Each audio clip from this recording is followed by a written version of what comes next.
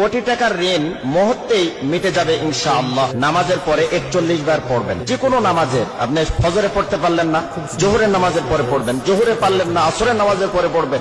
আসরে পারলেন না, মাগরিবের নামাজের পরে পড়বেন। মাগরিবে পারলেন না, এশার সালাতের পরে আপনি পড়বেন।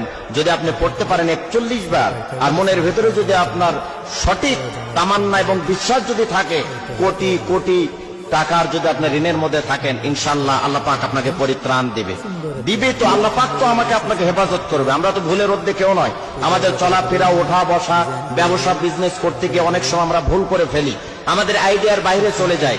আমরা মনে করি ব্যবসা ক্ষেত্রে যদি এত টাকা ইনভেস্ট করি তাহলে মনে হয় যে আমি লাভবান হতে পারবো, কিন্তু আপনার আয়ত্তের চাইতে আপনি লক্ষ লক্ষ টাকা, কোটি কোটি টাকা সেখানে ইনভেস্ট করলেন, এবং বেশি টাকা আপনি সেখানে ইনভেস্ট করার কারণে কোনো কারণে আপনার ব্যবসায় লস হলো, আপনি সেখানে পারলেন না।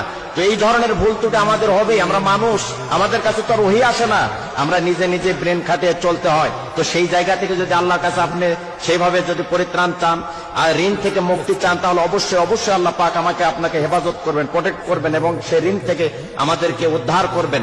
কারণ মালিক কখনো ফিরিয়ে দিবে না। মানুষের কাছে যান, বিরক্তি হতে পারে, মানুষের কাছে যান, আপনাকে ধমক দিতে পারে, কিন্তু আল্লাহ রাব্বুল আলামিন আমাকে আপনাকে অবশ্যই অবশ্যই এখান থেকে উদ্ধার করবে। আমি যে নিয়মে বলবো, এই নিয়মে যদি আপনি আমল করেন, ইনশাআল্লাহ কোটি টাকার ঋণের মধ্যে জর্জরিত থাকলে, বিপদে থাকলে, মুসিবতের মধ্যে থাকলে, উৎকণ্ঠার মধ্যে থাকলে, পেরেশানির মধ্যে যদি আপনি থাকি, অবশ্যই আল্লাহ রাব্বুল আলামিন আমাদেরকে হেফাজত